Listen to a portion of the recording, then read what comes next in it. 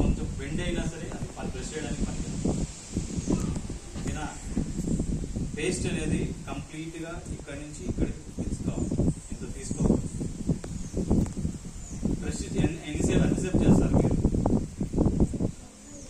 సమయం 2 నిమిషాల 3 నిమిషాలు, అరగంట చేస్తారా, గంట చేస్తారా, 1 నిమిషం చేస్తారా? 5 minutes. బ్రష్ అనేది 5 minutes లో చేయాలి. ఓకేనా? అంతకుమించి ఎక్కువ చేయాల్సిన, అంతకుమించి తక్కువ చేయకూడదు. Minimum 2 minutes. అట్లాగే నోట్లో బ్రష్ పేస్ట్ వేసుకొని సపరేట్ 2 నిమిషాలు అయిపోయింది అని చెప్పి బ్రష్ చేసాను అంటే కుదరదు. బ్యాక్టీరియా ఫామ్ అయ్యి అది పళ్ళు పుచ్చుకోవడానికి కారణం. బ్రషింగ్ మెథడ్స్ ఫస్ట్ పై పళ్ళు కానీ ముందు పళ్ళు కానీ అట్లా కిందకి పైకి చేయాలి. నెక్స్ట్ సైడ్ పళ్ళు ఇట్లా కిందకి పైకి చేయాలి. ఈ పళ్ళు ఇట్లా కిందకి పైకి చేయాలి. రౌండ్ మోషన్లో చేయాలి. ఓకే, రౌండ్గా ఇట్లా తిప్పాలి.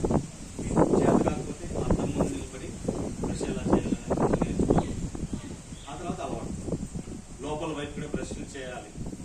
బయట ఉడికే తోమేసి లోపల వదిలేస్తాం. నేను చూసిన మన ప్రతి పిల్లల్లో అలాగే కింద పడు ఇలా తోమాలి. అదైందా? సైడ్ పడు ఇట్లా కింద నుంచి ఇట్లా లోపల నుంచి ఇట్లా తోమాలి. ఇట్లా తోమకూడదు. ఇట్లా సేమ్ స్ట్రైట్ గానే తోమాలి, రౌండ్ గానే తోమాలి. పైన కూడా రౌండ్ గానే తోమాలి. కింద సేమ్ పైన ఇట్లా తోమాలి. నెక్స్ట్ ఇటువైపు ఇట్లా తోమాలి, ఇటువైపు ఇట్లా తోమాలి. ఓకే, అర్థమైందా? బ్రష్ ఎట్లా చేయాలో ఎలా చేస్తున్నారా మీరు? ఎట్లా చేస్తున్నారు?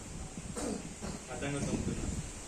సో ఇక్కడి నుంచి బ్రష్ చేయడం అనేది అలా అడ్డంగా తోమడం అనేది మానేది. దీనివల్ల పళ్ళు సైడ్ నుంచి అరిగిపోయి ఎనామిల్ పోయి సెన్సిటివిటీ వచ్చేస్తుంది.